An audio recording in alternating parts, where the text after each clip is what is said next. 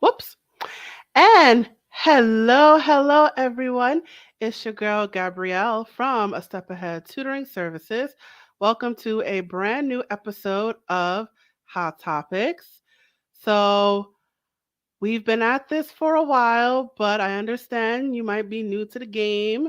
So, let me tell you what this show is about. This is a web series that is about real talk, real situations, real life. So we like to talk about those things that people don't like to talk about. It's in the back of your mind. But yeah, it's in the back of your mind. But we like to bring those things to the front of your mind. And this, we are live right now. So if you're watching this live, welcome. And if you're watching this on the replay, welcome anyway. So, this is the show where we like to talk real talk. We tend to focus on, certain topics. We like to talk about things in education, physical health, mental health, employment.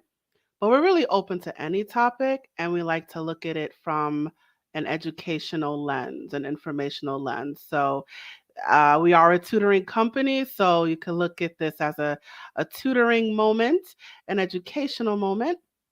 So we are here to educate you today. And today I am totally looking forward to this topic. The topic for today is your child has autism. Now what?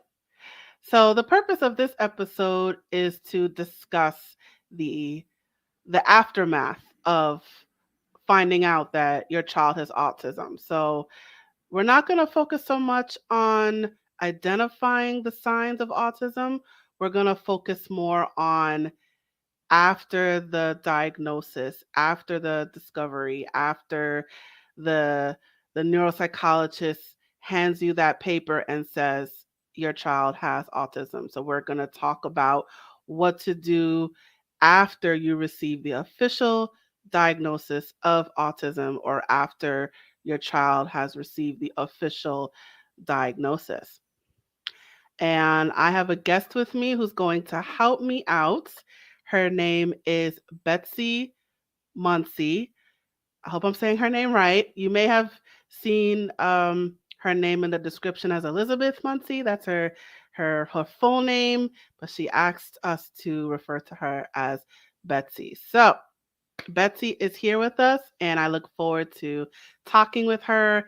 And she's going to give us some tips on what to do after you receive that diagnosis or after your child has received that diagnosis. We're going to break it down into a few subtopics, and we hope that you are able to take from it today. So, mm, excuse me. So let's jump right into it. I put her full name in parentheses, but let's jump right into it. So let me tell you about our guest today, who is Betsy Muncey, or you may see her name as Elizabeth. So let me tell you who she is. Her name is Betsy. She's a mom of 4 kids in their early 20s. That's 2 boys and 2 girls. She is a current registered nurse working in the hospice field, and she's a former high school special education teacher with a master's degree in special education. She's the author of the Autism Daily Brew, Autism Resources at Your Fingertips. She helps parents who have a child with a new autism diagnosis design an amazing foundation and starter plan for their child. Parents need and deserve a quick, easy way to access the first steps for a new autism diagnosis. She wants to help you and your child succeed. That is fabulous. So, without further ado, I'm going to bring Betsy to the stage right now. Hi, Hi, how you doing today? I'm great. How are you? Good. So, let's get started. So, we're going to talk about what to do when you receive that diagnosis for the first time or when your child has received that diagnosis of autism. And we're going to break it down into a few subtopics. So, um, I look forward to this conversation. So let's get right into it. So the Yeah, first subtopic I would like you to discuss is self-care. So let me get my little banner here, and I'm gonna have you jump right into it. So please talk about um, what parents can do to um, to take care of themselves after sure. receiving the diagnosis. Okay. Thank you. Well, one of the first five things that we tell parents to do, and we're going to circle around back to this, is to have a Medicaid waiver. And one of the things that you get with a Medicaid waiver is respite hours. So let me tell you what respite is and why you want that. Respite means that we're going to give the primary caretakers a break from caretaking. Okay. Um, as far as time, it could be a day, it could be part of a day, it could be several days. And one of the worries parents have is leaving their children with somebody. But there are certified respite caregivers out there. They can come to the home, or there are places that you can take your kids. And like I said, it could be a day away or it could be a couple of days away. And it's really your choice and how you want to use that time that you're given. And when I say you're given the time, it means it's paid for. Um, and just being a parent's hard. Okay. So I have 4 kids, and being a mom, it's tough work. And nobody does it. Nobody parents the way you do. But you're going to feel so much better when you take a mental and physical break and replenish yourself in some small way or a big way. So I'm going to tell you a couple of things as far as respite and self-care, just some ideas. And these are my ideas, and it may look totally different for you, and that's completely okay. So here's a list I made of just ways that I would want to spend a day, just all to myself if I can. The first one is make a weekly coffee date with a friend. That's not something that has to take a long time. It could be Starbucks, it could be going out for coffee or tea or whatever it is you like, just for some downtime. The second one I have is like a 2 to 3 day local hotel getaway. Okay, so if you want to just try something close, but you're still getting away, you could try a local hotel. Take 1 to 2 days and just relax and watch TV or use the pool or just lounge around. And you're still close by if your child needs you.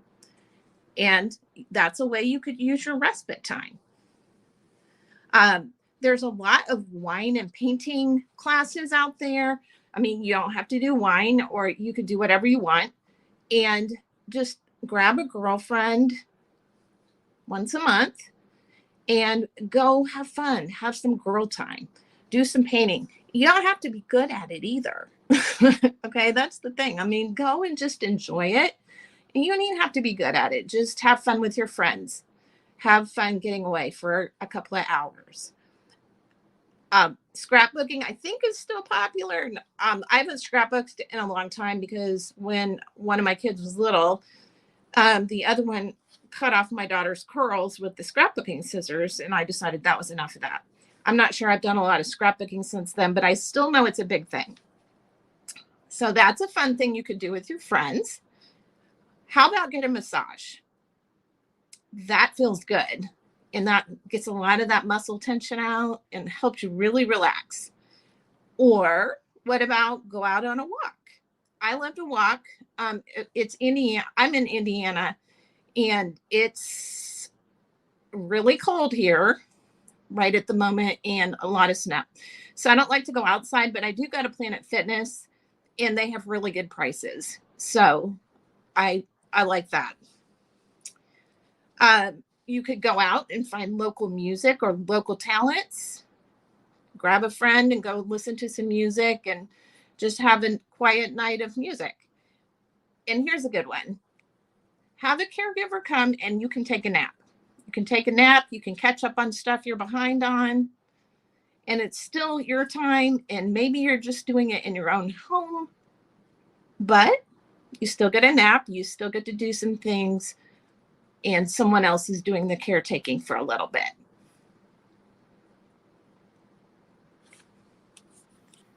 So those are my ideas for the respite. Awesome. Thank you so much for that. I'll take that off. All right. I think you spoke about a little bit, but can you jump into the activities or what things that parents can do now that that they now that they know their child has autism? What can they do in terms of engagement, in terms of helping them learn things like that? Absolutely.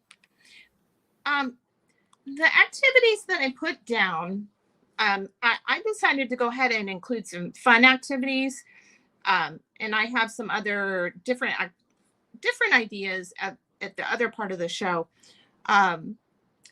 So I put some fun ideas down that maybe parents don't always think of, and there's much more than I'm even going to talk about. So the first one is activities that are specifically designed for kids with autism, and they have specific programs. There's a surfers camp, and in fact I found four of them, and they're in different parts of the country. And I just thought, how fun is that you can take your kids, and it's specifically designed for kids with autism. So that's one thing. Another program that's out there for kids, it's good for their muscles, muscle memory. It's good for just fun and for connecting, is equine therapy, which is riding horses. And it's a whole therapy program. I have just two written down. It's super easy to find these programs, though, if you know to go look for them.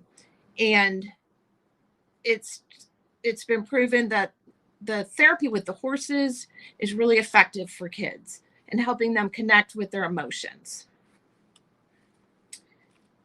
Another fun activity is a lot of amusement parks. I know the one close to us in Sandusky does this, and there's many of them. Amusement parks have specific sensory days, and they also have specific sensory areas. And you can check in at the gate.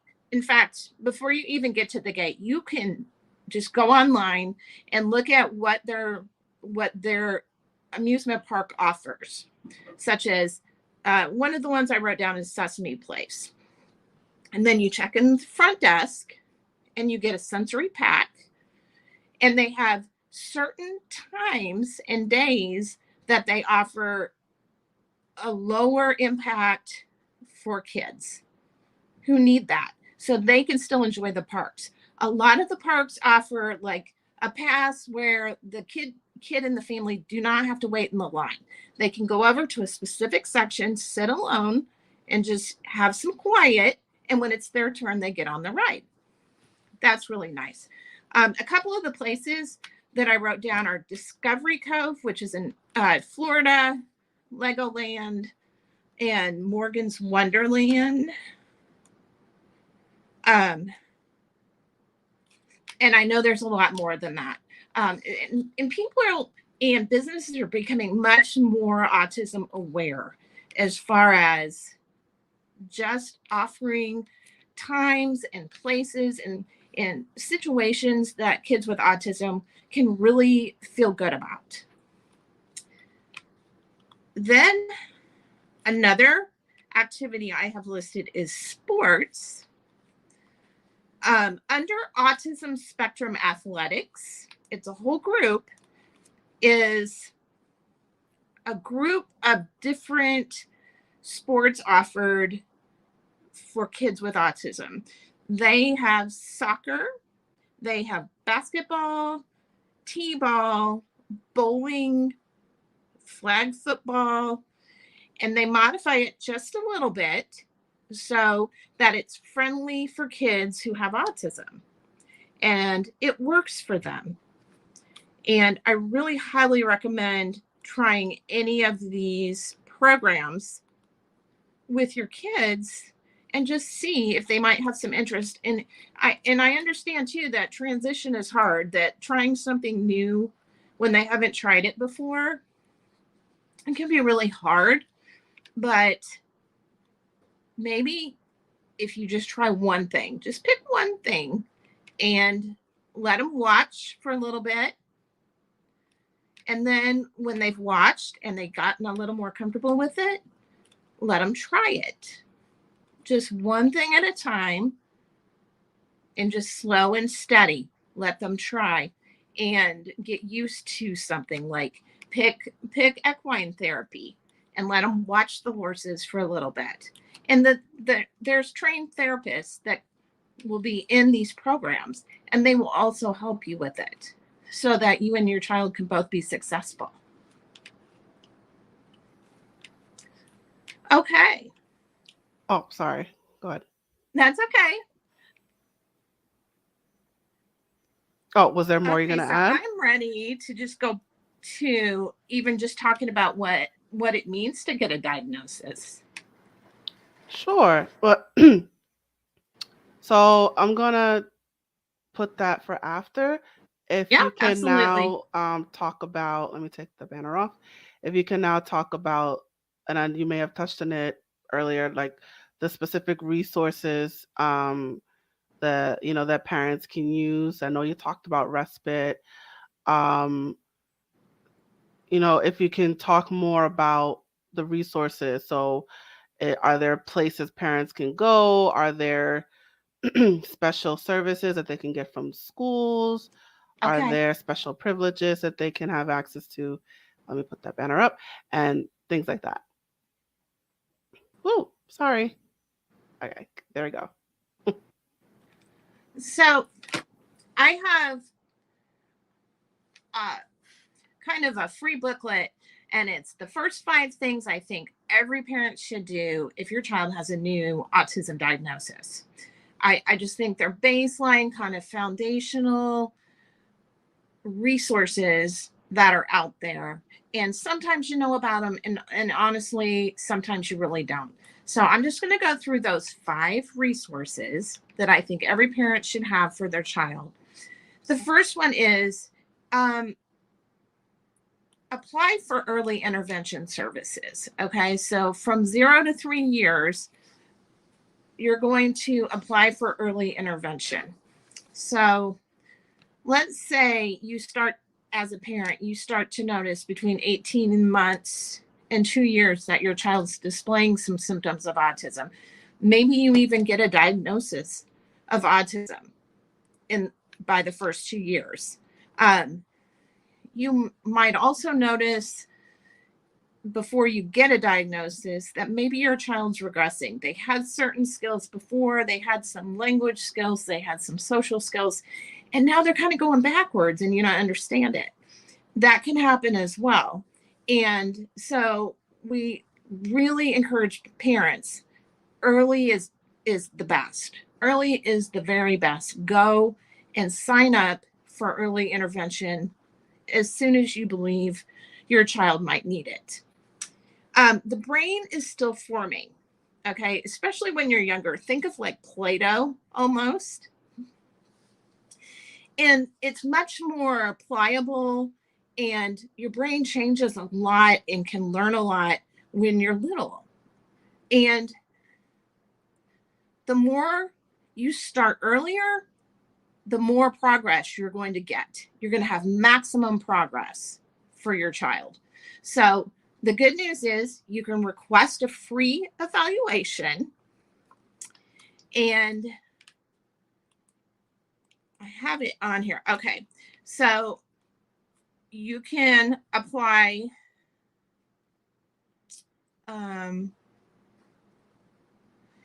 you can put in to your browser autism early evaluation. It is a free evaluation that is given to your child, okay? And then they can qualify for services. Let's see.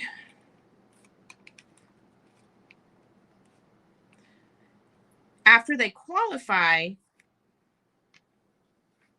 then they will start receiving free services up to 3 years. Okay. The second thing that I want to make sure people do, and maybe you've done this or maybe you haven't, is to apply for a Medicaid waiver. So the important thing about this, if you have a child who's been diagnosed, I want you to apply for it now, because the waiting time on a waiver, there's almost always a waiting time. It can be between months. It can start as months of waiting to years, and it really depends a lot on the state you're in. So I want you to apply right away. And some of the services you get when your child's accepted with an autism diagnosis are, like I had told you before, the respite, you can get music therapy, recreational therapy, speech and language therapy, occupational therapy, behavioral therapy, and other things. Those are just some of the things that you can get for free with the Medicaid waiver. Super important. And then, of course, like we talked about, the respite hours, so that you can have caregiver time away. Super important. So this one is really, I want you to just think, apply for the Medicaid waiver quickly.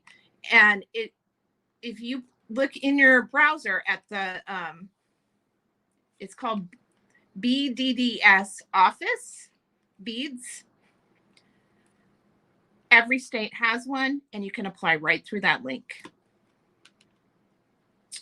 Okay, so the third thing, super important for every parent to get for their child, is an individualized education plan. And we call it an IEP, okay?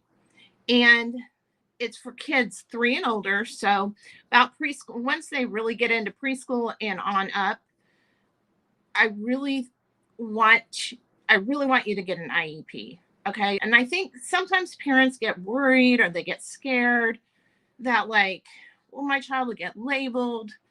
And that's not what an IEP is for, okay? It's not what an IEP is for. An IEP is a door that opens to help us give specific services to your child based on a diagnosis, okay, with autism. And a whole team will meet a couple of times a year and talk specifically about how to best help your child succeed in school each year.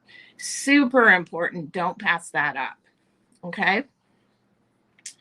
Number 4, I want you to find a developmental pediatrician. There's nothing wrong with a pediatrician. They're great. Okay. They have a lot of training and they do a good job. When you have a child who has some type of special needs, such as autism, a developmental pediatrician specializes in all the developmental milestones, okay?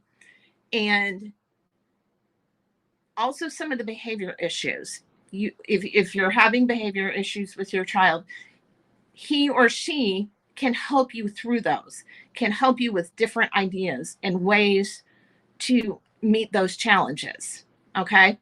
So you can keep a pediatrician on your team. I always talk about keeping a team of people to work with that you love, and specialists to work with your child. And you're definitely going to want to have a developmental pediatrician. And I do want to just say one thing here is, if ever somebody on your team, whatever doctor it is, if they just don't seem to be working for you, if you feel like it's not a good fit for you and your child, if they don't approach your child very well or seem to connect well, it's okay to get somebody else. Okay. I like to tell people you're the CEO in charge of your child's health care. And, you don't have to be mean about it. You don't have to say anything mean or whatever. But it's okay to move on. It's okay to just move to somebody else who is a good fit. And that's really important. I can tell you from being a nurse, that doctors come in all types, all personalities. And if their personality is not matching with yours, if you feel like maybe you're being talked down to, or maybe they just can't hear what you're trying to tell them, that's probably not a good fit. And as a mom, you know your child the best as a mom. You need the doctor for the medical perspective. So always keep in mind, you have choices when it comes to healthcare and who you choose to be on your child's team. And number 5 that I really like to tell parents, we've talked about occupational therapists, physical therapists, speech therapists, recreational, pediatricians, and your child will likely be seeing a lot of different people. So start a behavior notebook. Start a behavior notebook. And let's say one of your child's, I wrote a few down here. Okay. Let's say that your child has some stimming issues. Okay. Stemming. And maybe they flap their hands, or maybe they like to spin in circles. Okay. Well, that's fine. So you're going to take out your behavior notebook and write down what the behavior is, what time did it start, and on what day, and how long did it last. And you can do this with eating issues. You can do it with, if your child has trouble wearing certain kinds of clothes, lining objects up, strict routines that they don't want to break. And if they break the routine, they have a meltdown. That transitions. And write all those things down as they happen. Because when you take your behavior notebook to the different therapies or to the physicians, you can show them, hey, this is when this happens. This is how long it lasts. And this is when it starts again. And it's really important because you might be able to start picking out like patterns, and you might see reasons or triggers why a behavior starts. And then maybe your therapy, they can help you start to figure out how to modify your environment or modifications you can make for your child to make it better. Okay. So you want to make things as easy as you can. And I know just from taking my own kids to the doctor, I think I know what I'm going to talk about when I get there. I forget. Or I talk about 2 of the things, and then I don't talk about something else that I thought was really important. So I just highly recommend the journal because it's all there.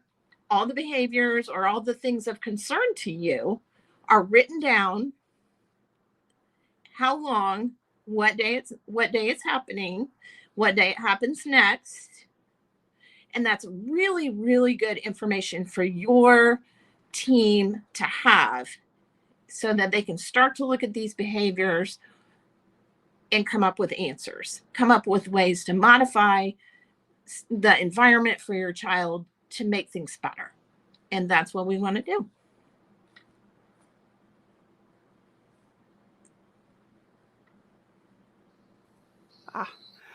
That is amazing. Thank you so much for that.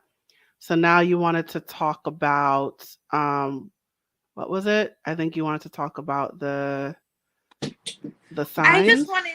I wanted to just give a little overall kind of pep talk almost about what a diagnosis is, because having kids is real sensitive, and I get it. I was a teacher. I've got kids of my own. And one thing we really don't like to do is put labels on kids. Okay. I get it. I 100% understand that. And I fully support that we do not put kids in boxes and, expect that they're all going to behave the same way. I get it and I love it. So here's why a diagnosis is important, though. Okay. Not labeling a child, but diagnosing them and allowing them to be in special education, allowing them to get services, is that a diagnosis is not who your child is. Okay. Nothing has changed between the moment they were diagnosed and all the days before. They're not a different child. They're the very same child. Okay. A diagnosis serves a specific purpose, which is to define your child's group of symptoms, whatever they are for your kid, and allow him to get help under that category. Okay. Knowledge is power. Knowledge is power. And just having been in the education system long enough, you have to have a diagnosis of autism to get an IEP and to get the special help, the special classes that you need. Again, I fully understand not wanting to label a child, but let's look at it as, here's what the diagnosis is, which is simply just a set of symptoms. Okay. A set of symptoms my child has that, and now this is going to allow him to get services. It opens up doors. Knowing the why of a situation allows your child to get the help he needs to move forward. He does not have to be defined by a diagnosis. He does not have to be the kid with autism. We don't ever have to call him that. Okay. He has a name, and it's not the kid with autism. So think of this stage as a way for doors to open for your child to get therapy and specialized education and services that he could just not qualify for if we didn't have a diagnosis to work with. Okay, so I feel your parent hearts out there, and it's hard because these are our sweet little kids. Okay, these are our sweet little kids, and we don't want to hang stuff around their neck and have them labeled. Absolutely not. But we do want to get them help, the best help we can give them, to give them the best chance to grow. Okay. Awesome. Thank you so much for that. So, if I heard you right, it's not to look, we don't want parents to look at the diagnosis as a label. We want parents to look at it as a tool to Yes.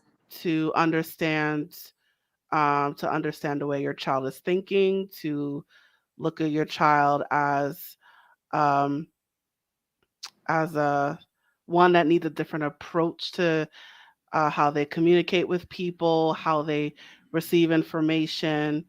So it's basically, the diagnosis is not a label. It's not a characteristic. It's a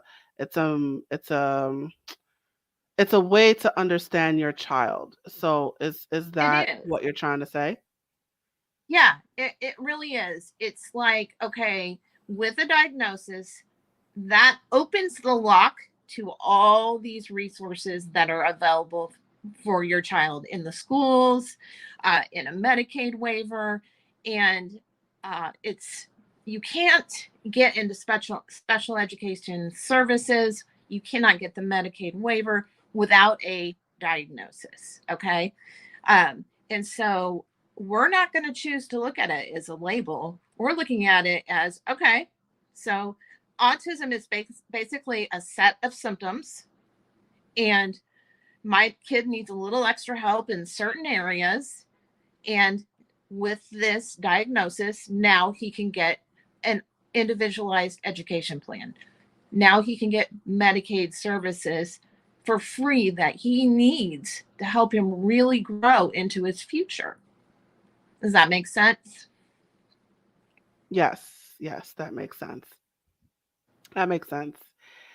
So it's because I feel like, when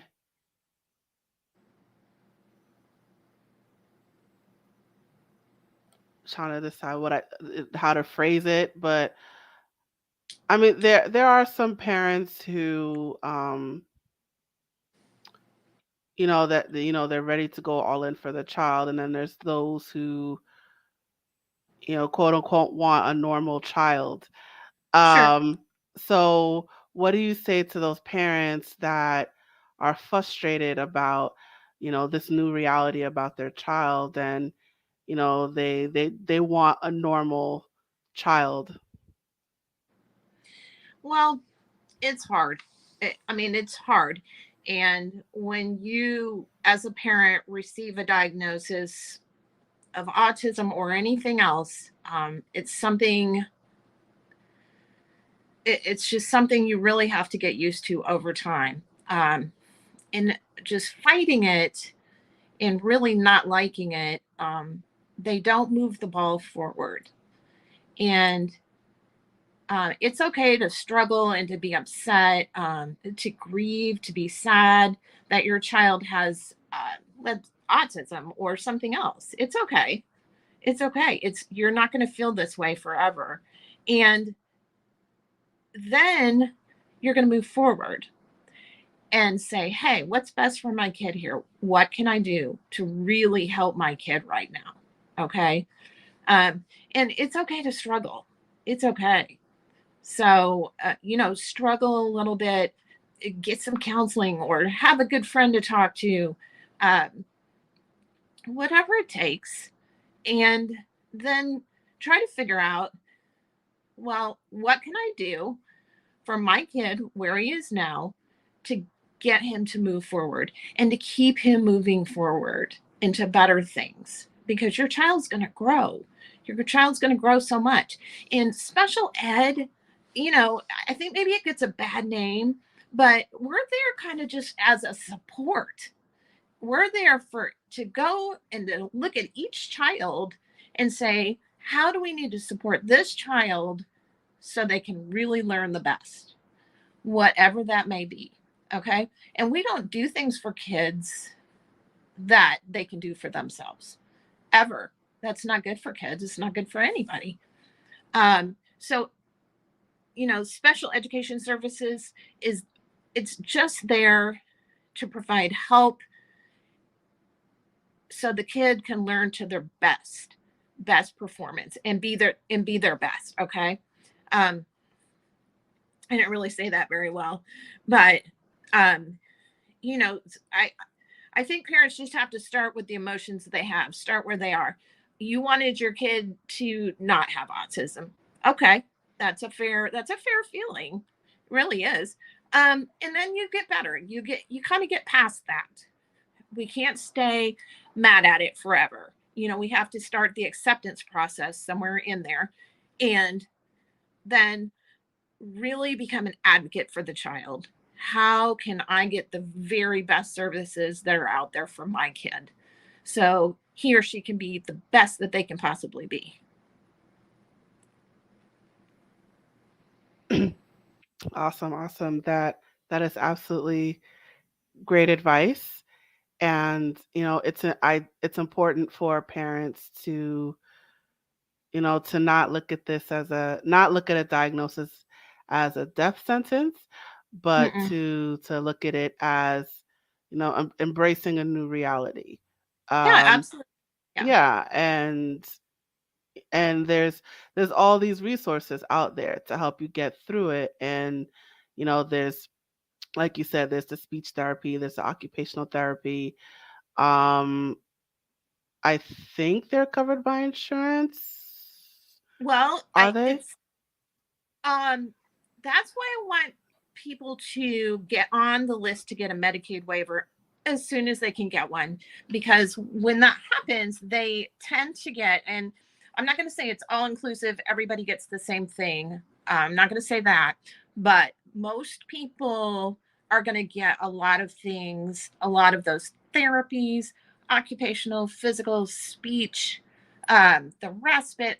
A lot of parents under an autism waiver are going to get a lot of those resources for free. Okay. And I can't say enough to get on the waiting list for that today. Get on it today because of how long there's so many people that have to apply for it. Okay. And free is good. I want you to get the free resources that are out there for your child. Absolutely. We definitely want parents to take advantage of those free resources. Mm-hmm. And I would also say that it's important for parents to find a community. Yeah, Yeah, so I think like, while social media can be the devil sometimes, but it can also be an angel in that you can, agreed. yeah, you connect with other parents, like-minded parents who also have children with autism, and you can ask questions, get answers, or you can complain, whatever you want to do. Right. And autism is is very popular I think, uh when it comes to the learning disorders in terms of what's out there. So definitely, I would even say to find a community. So, get on social media. Facebook, I think is the better of the others. Um, get on social media, connect with parents, especially in your local area, and find ones, who have children with autism, or even at school, buddy up with other moms and dads who may be going through the same thing, and Mm-hmm. so you don't we don't want you to feel alone in this process. We Mm-hmm. want you to connect with other people that are going through the same thing that you're going through. Mm-hmm. Absolutely. One of the reasons I actually started this blog is I don't have a child with autism, okay? But my third child was born very, very sick. And then I had another child. And so for 4 years, he was sick in the hospital like once a month. And no one knew why. Absolutely no one knew why. So fast forward 4 years, and he was finally diagnosed by a specialist with a life threatening illness. Nobody's ever heard of it. He's doing fine now, by the way. And the experience of going through that with my child, of not having him diagnosed, and when he was diagnosed, nobody even knew what it was. There's no support. And just the feeling, the loneliness and the sadness of not being able to help my own child was horrible for me. And so I took that piece along with my education, working with kids with special needs, and I put it together and said, there are so many kids that are diagnosed on the autism spectrum. What must it feel like to not have something available to you to know exactly where to go and what to do? How hard must that be? Because I do understand that part of it, of just not having resources readily available to me. And I didn't want other parents to feel that way. And I feel like it's so needed to just have really easy access to autism resources. Absolutely, absolutely. All right, we are going to wind down now. So, Betsy, do you have any final words of wisdom, any final advice that you'd like to share with our viewers? Um, I would like to say, um, always just be your child's best advocate. And I think you already are. My guess is you already are because, special needs parents, they love their kids pretty hard. We do, for sure. And always be an advocate for your child and don't give in to the roadblocks. So if you run into a roadblock, is what I'm going to tell you is if you run into a roadblock in the schools or in healthcare, and I can tell you from working in both fields, you can run into roadblocks pretty easily. Keep going. Go around them, go over them, go through them, and get your child what they need. And if you can't do it alone, get somebody to help you because your child has so many rights and they have a right to the best healthcare and the best education. And if somebody tells you no, don't accept it. You don't have to accept it. So be your child's best advocate and go get them what they need, no matter what roadblocks get thrown up in your way. Awesome, awesome. All right. So thank you so much, Betsy. I'm Oh, gonna thank you. I'm gonna put up your banner now. All right. So, you guys, if you want to reach out to Betsy, you may, also know her as Elizabeth. She is all over that social media. She is on Twitter and Instagram. She's on Facebook, Mm-hmm. LinkedIn, Pinterest. She's everywhere. So definitely give her a follow wherever you are. And if you would like to learn more about her services, her website is theautismdailybrew.com. And Betsy, if you wouldn't mind talking about your business a little bit.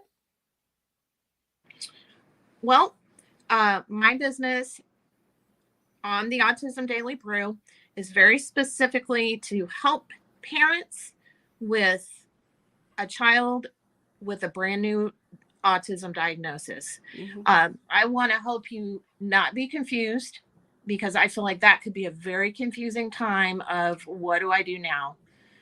Oh my gosh, what do I do now? So I want to try to take some of the overwhelm away, help you build a foundation, and get yourself and your child off to a really great start because it's so positive. There's so much help and there's so many things available to you. So, and sometimes we don't even know using the internet, like we don't know things are available unless we stumble upon them sometimes. Mhm. So, I want to help you make a great foundation for your child, a great start for your child. Awesome. And you provide one-on-one services, group services? I do. I meet with parents one on one, and I have some products that we've made to make things easier or better or clearer for parents as they go along. Um, and if we have special requests, we meet those too. All right. And I'm assuming all of your services are virtual. I don't know if you do anything in They person. are. They're all virtual. All right. All right, so you heard it. You heard it, guys. So if you want to take advantage of the services, if you looking for one-on-one consultation, if you have a newly diagnosed child and you just need to navigate the chaos of it, first, Mhm. take a breath, right? And then take a It's step okay. forward. Yes, it's going to be okay. Take a step forward. But there's nothing wrong with a little bit of help. So if you need help navigating this whole new world, definitely reach out to Betsy. Her information is scrolling below. You can go to her website and she will give you whatever it is that you need. All right. So, Betsy, thank you so much for joining me today. It was a pleasure. My pleasure. All right. I'm going to place you backstage now. And it is just you and me, guys. So let me get my banner. Do. Alrighty. And we have reached the conclusion of our episode. Thank you so much for joining us today. Wherever you are watching this episode right now, please check out our social media for more videos and clips. And don't forget to follow us and stay in touch. So if you're watching this on Facebook, YouTube, Twitter, maybe Instagram later down the road, wherever you are watching this episode, please press that button. So, whatever button it is, press it. Press it and stay in touch with us. And while you're doing that, let us know what you thought about this episode by leaving a comment in the comment section below. It helps our algorithm. Wink. And as a reminder, we are a step ahead tutoring services.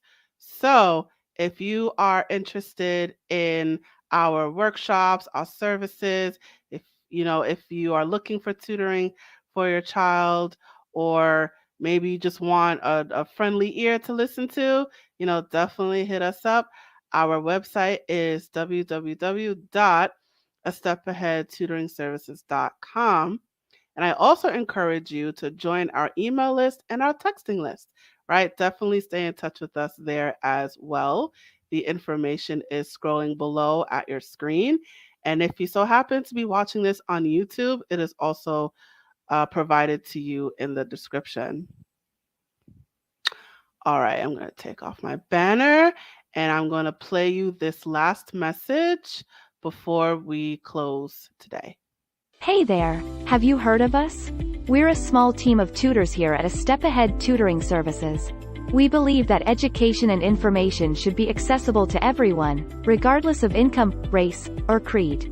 We're dedicated to making this happen, but we need your help. Please consider making a donation to our company. No amount is too small. Your donation will allow us tutors to remain employed, offer free and low-cost services, put on productions like this web series, and reach out to families nationwide. With your help, we can tackle the academic challenges of our students and the emotional, mental, and behavioral changes that result from these challenges. As a bonus, we can improve our communities in the process. Support us today. Note: we're a for-profit company. We're not a charity. Your donation may not be tax deductible. Please consult a tax professional.